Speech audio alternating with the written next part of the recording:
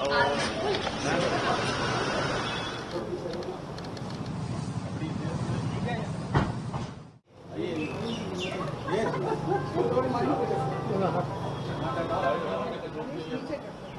कर सकते हैं, बात कर सकते हैं।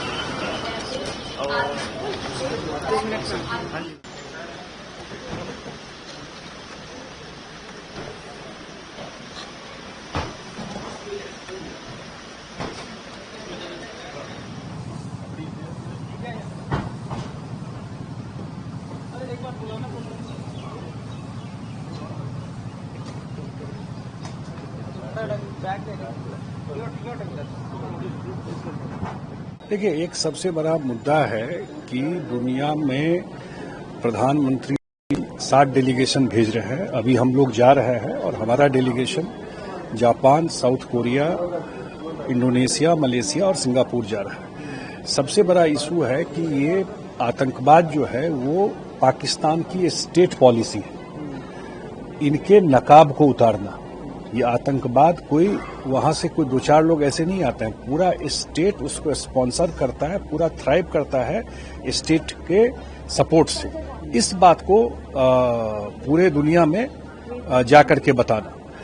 और दूसरी बात जो है, जो एक न्यूक्लियर ब्लफ है, जो हमेशा बोलता है कि मैं आतंक कोई घटना हो गई तो न्यूक्लियर ये कोई, इस ब्लफ को भी खत्म करना कि ऐसा नहीं होगा कि हम आपके आतंकवाद और हमारे यहाँ आकर के टेररिस्ट एक्टिविटी करते रहिए और उसको हम झेलते रहेंगे। तीसरा है सिंधु इंडस रिवर का जो इशू है, वो सब इशू जब भी 1960 में हुआ, उस समय उसका सबसे बड़ा था कि फ्रेंडली और कॉपरेशन के रहेगा दोनों कंट्री में। उसका तो कुछ बचा नहीं। सर, महबूब मुफ्ती कह रहे हैं कि ये जो कदम अब उठाए जा रहे हैं, डेलीगेशन भेजा जा रहा है, ये और पहले कर लेना चाहिए था। अब क्या कह रही है तो उनको तो रिस्पॉन्ड मैं नहीं करूंगा। कब करना चाहिए ये सरकार और तय करती है, कब कहाँ किसको भेजना चाहिए, और मेरे ख्याल से उसमें सरकार बेस्ट है जो डिसाइड करती है। सबसे बड़ी बात है प्रधानमंत्री जी ने और देश ने इस मुद्दा पर बिल्कुल एक है, अक्रॉस पार्टी लाइन सारे लोग इस डेलीगेशन में जा रहे हैं। और दुनिया को ये भी बताना कि इन सब मुद्दा पर पूरा का पूरा देश और हर एक पार्टी एक साथ खड़ी है। Yeah, our delegation is now leaving for Japan. As I have been always telling that this is a public diplomatic outreach to send across the message of India that the world have to unite against terrorism, and this is a high time that the countries need to rally with India in its concerns against terrorism. So we'll be having meetings, freewheeling discussions with the different sections of the people, state actors and also non-state actors, like say civil society, think tanks, media, academicians, ministers, parliament team, etc. We hope that we can convey the view of our nation.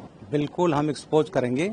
और पाकिस्तान अभी एक केवल 22 अप्रैल की बात नहीं थी, ये तो हमेशा पिछले 30 वर्षों में भारत में आतंकवाद फैलाता रहा। हम इसको आतंकिस्तान कहते हैं।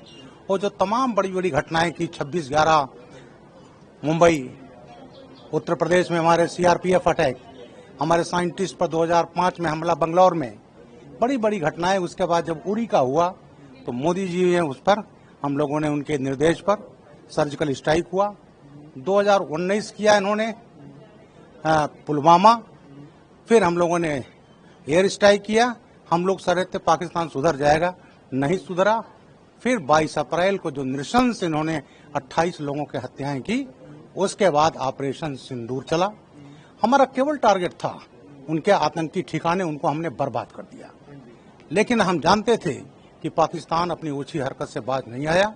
उसने हमला किया और हमने उसके जो जितने उसके असलहे थे, मिसाइल्स थे, ड्रोन्स थे, उसको हमने बर्बाद कर दिया।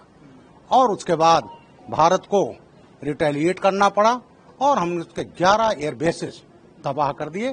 पाकिस्तान घुटनों पर आ गया। लेकिन हमें इसको पूरी दुनिया में, वर्ल्ड कम्युनिटी को इसमें पाकिस्तान को एक्सपोज करना, उसी सिलसिले में हमारी डेलीगेशन जा रहा है। ऑपरेशन सिंदूर और उसके जो परिणाम थे उसको पूरी दुनिया ने देखा है। पहलगाम में जो अटैक हुआ वो अटैक कैसे हुआ और जो तत्व ये सब अटैक करवा रहे हैं उनके ऊपर हमने क्या एक्शन लिया। माननीय वडाप्रधान श्री नरेंद्र भाई मोदी जी को पूरी दुनिया से पूरा समर्थन इस आतंकवाद के खिलाफ की लड़ाई में मिला है।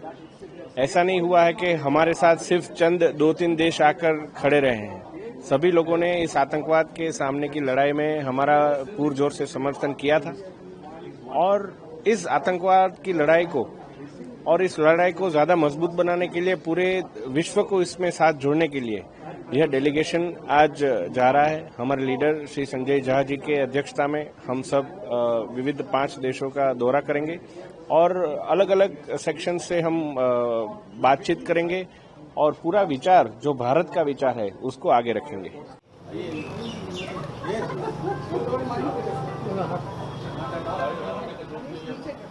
बात कर सकते हैं, बीच में बात कर सकते हैं।